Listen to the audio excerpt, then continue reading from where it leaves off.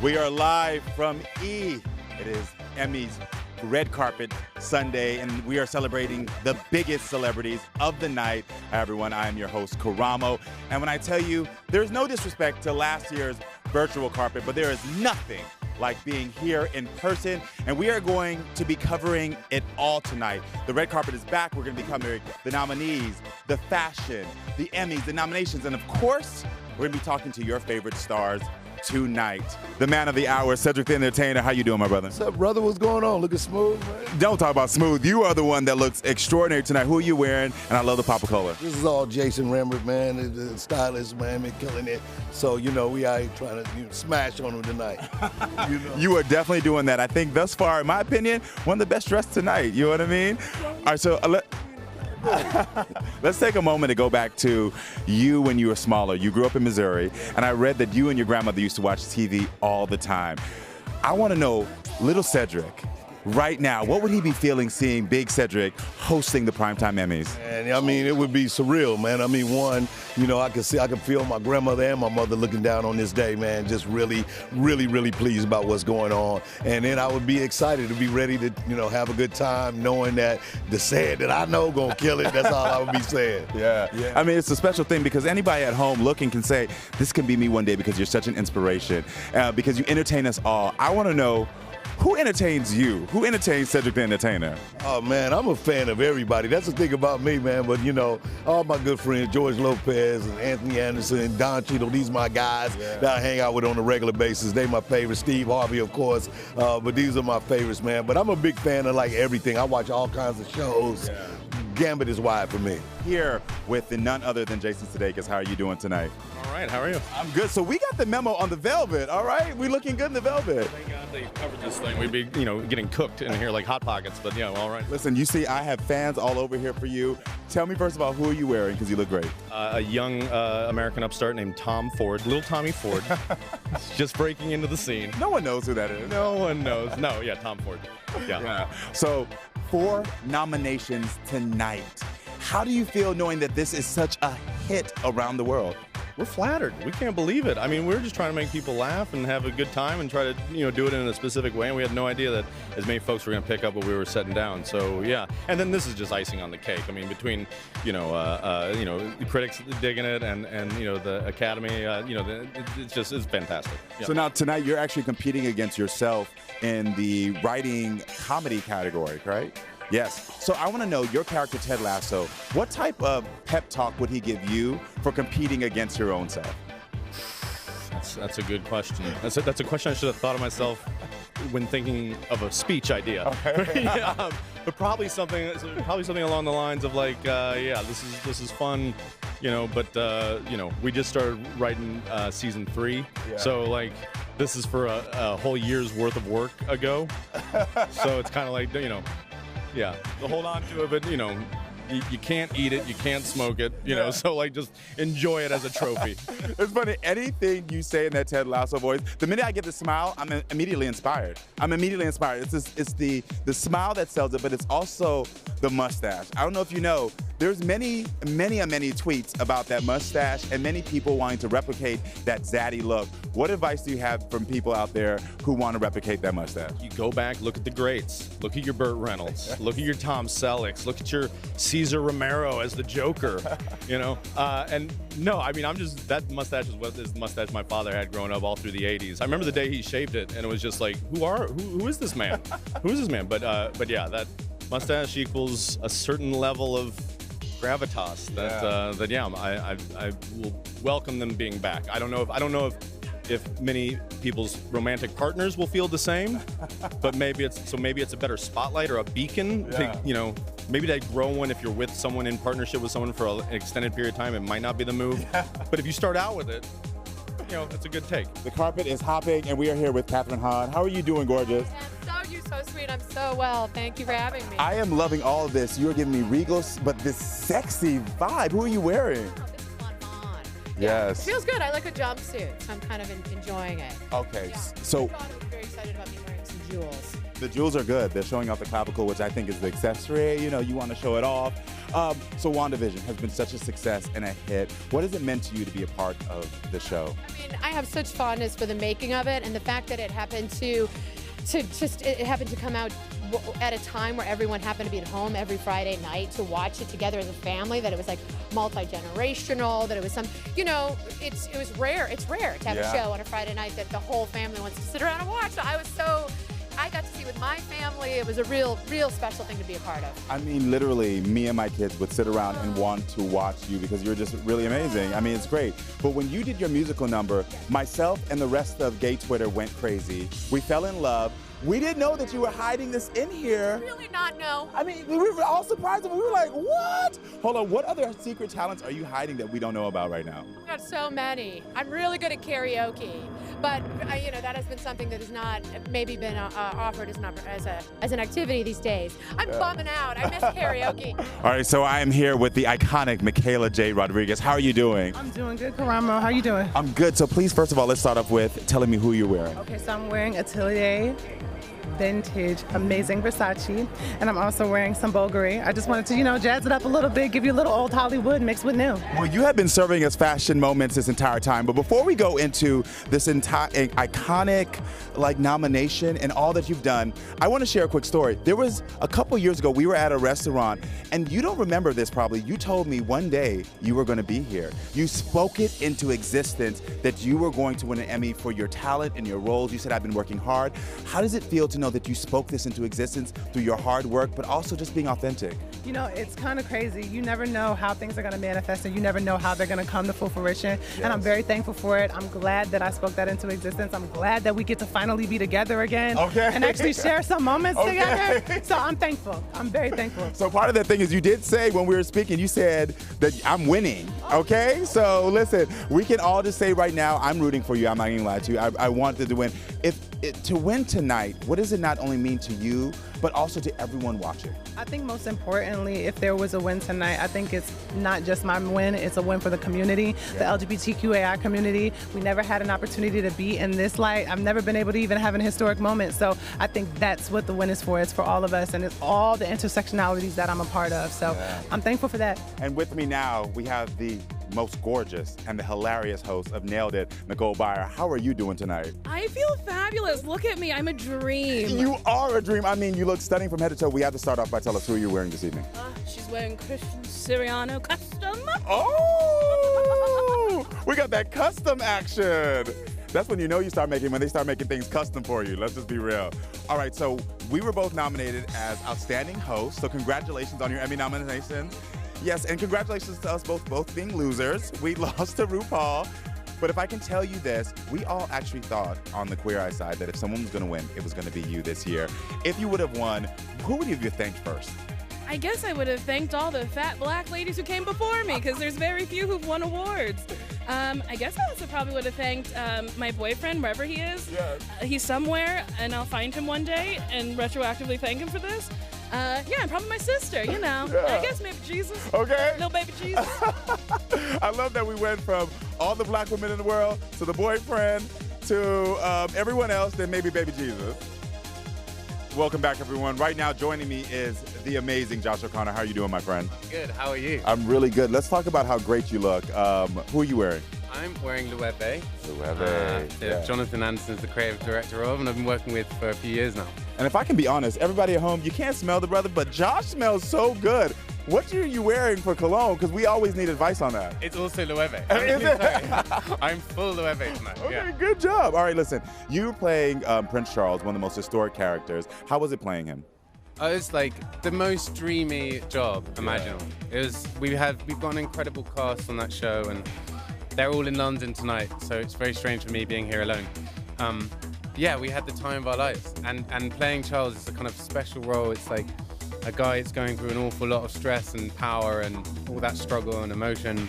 It was a real treat. The amazing, exceptional Billy Porter. How are you doing? I am fantastic. We have to just take a moment. First of all, we saw you on the red carpet. Everyone, if you want to know how to pose, not just because of the name of the TV show, but how to pose and be fabulous, this is the person to teach you. What are you wearing and what inspired the posing? I'm wearing as she. And, interestingly enough, this was supposed to go all the way to the floor. this little piece, and it didn't when it came in, and so I started just playing with shapes and stuff. That's what I'm talking about. Hold on. Our friend Nina has a question for you right now. Nina, what's going on? Oh, Billy, I love Billy. I don't know what to say, you guys. I rarely get starstruck. But I want to say that I've seen Billy's influence everywhere, and I want to know, how does he feel about inspiring a younger generation to be more bold and brave when you see someone like Lil Nas X taking on trolls on Twitter, and having that and feeling like he has someone like you to have his back, because we know you keep the guns blazing. How do you feel about that? Well, it's intentional. It's always been intentional. You know, I'll be 52 this Tuesday. I've been around a long time. You know, I came out in 1985, went straight to the front lines to fight for our lives. So I don't care. Yes. You know, I built this. Our generation built this.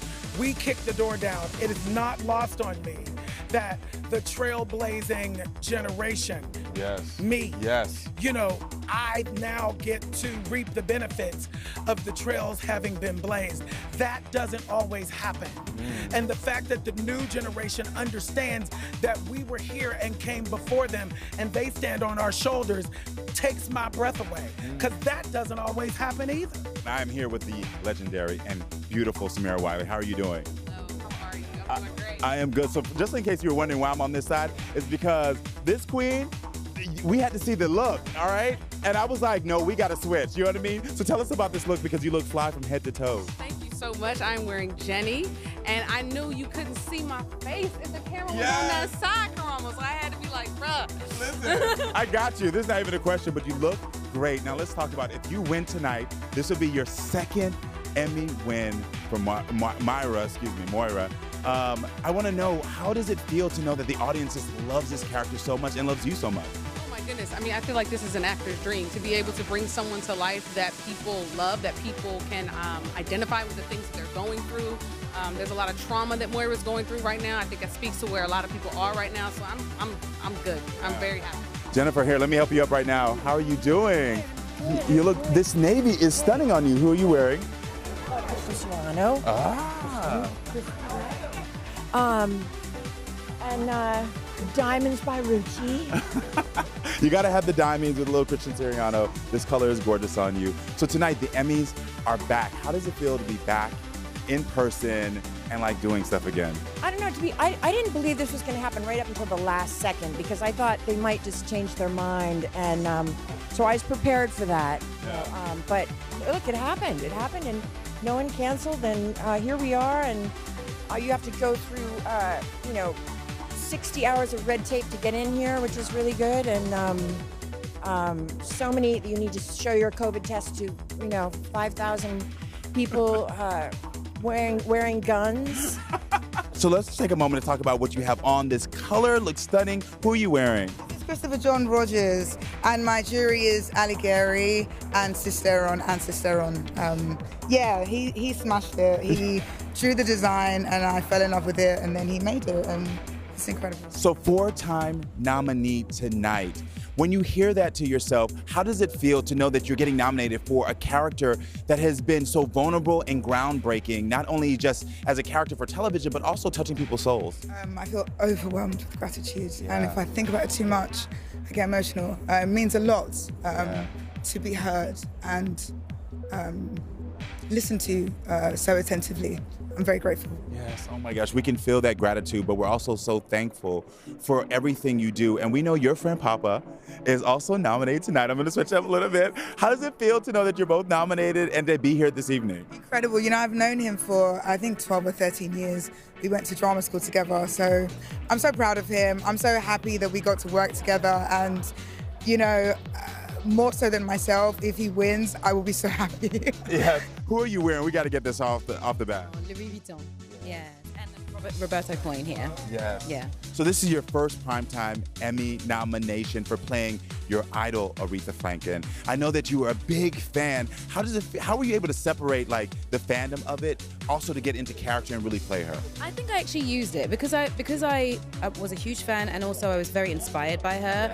Yeah. The job for me was to do the best I could to honor her memory. So I really was trying to make sure that to make sure that her story was told truthfully. I was like putting myself in it, making sure I was doing the research I needed to, listening to the music over and over again, making sure that I had all the nuances in my brain, and just trying to make sure that I did as good a job as I could. No one can be Aretha Franklin, but I could do it as close to her as I possibly can. So tonight, Michaela Cole, who casts you in your first series right now, I see already the embrace, the love already. What is it like for you to be reunited tonight here as both nominees?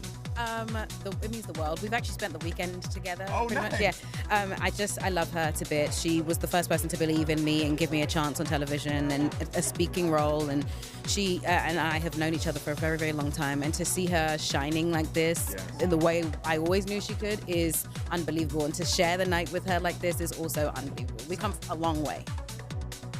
All right, everyone. We are back with Bowen Yang right now. How are you doing?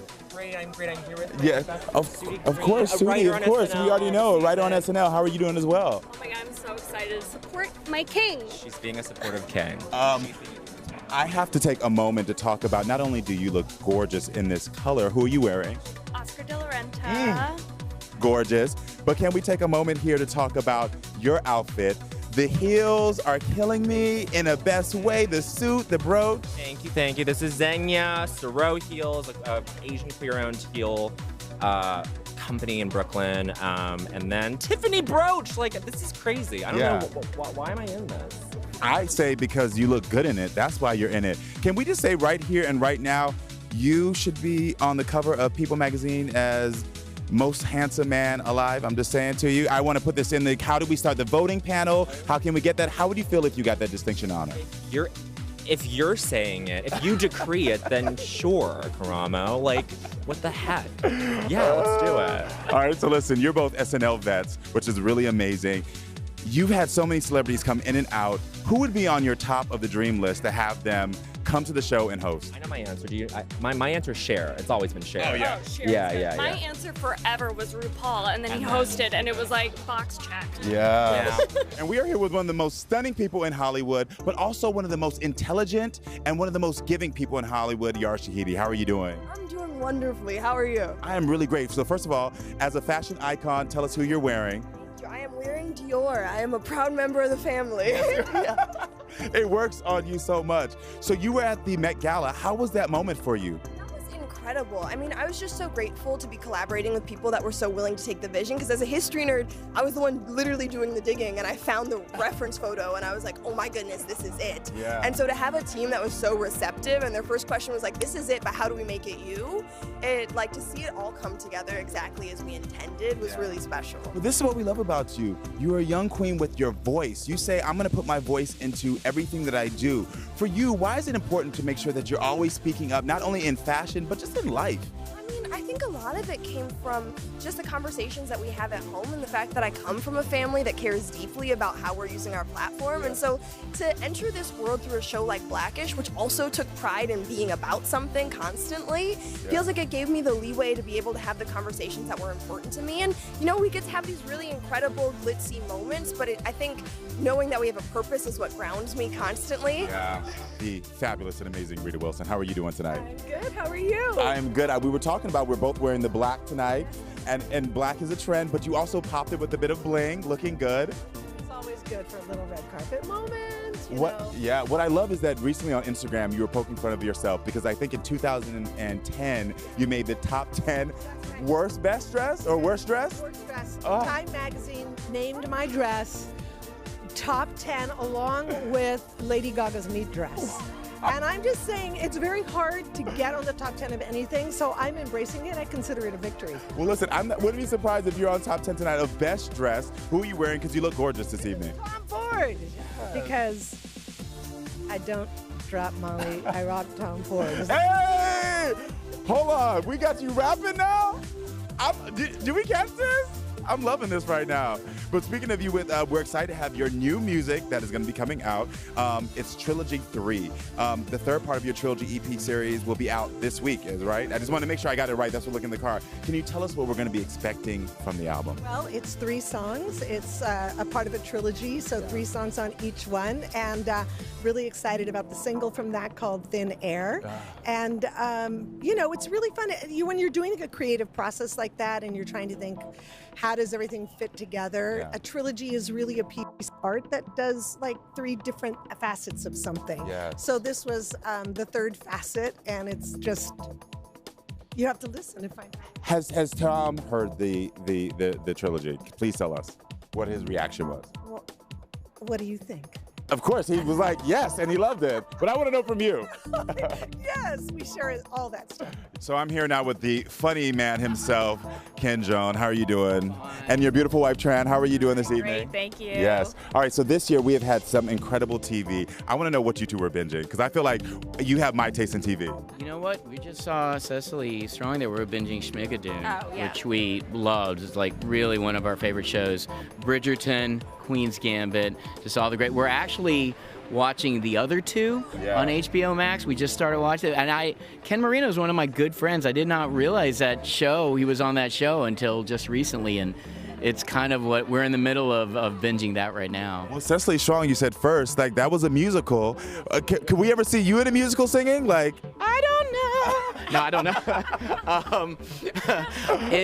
know. Not like Keenan, like Keegan and Cecily, and they really just took this another notch. And we're both big musical fans, so that show really spoke to us. It's so good. we are here with the queen of the red carpet herself, the queen of Hollywood, in my opinion, Miss Angela Bassett. How are you doing? Life, I'm doing well, thank you. Yes. Who are you wearing first? Because you look stunning. Greta Constantine. And the hair and the jewels are just popping off. It got to all go together. Okay. Cohesiveness. So we want to talk really quickly. Madame Tussauds, that was your twin. How did it feel to be honored in that way? Just humbling. I mean, Madame Tussauds is iconic. You know, never thought that I'd be turned into a wax, not dummy, figure. Yes. A wax figure. But yeah, they did a great job. Yeah. They did a great job. I am really pleased because we know.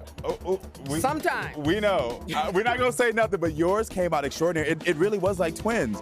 Now, you have played some iconic roles. We're talking about everything from Tina Turner, Rosa Parks. I mean, these are roles, and to your new role in Gunpowder Milkshake, which I just love that. Is there a role that you still want to play that you're like, that's next for me? Oh my gosh. You know what? I'll know it when I see it. I think, you know, a lot of roles that I've wanted to play, different genres that I've wanted to play in, I'm getting that opportunity.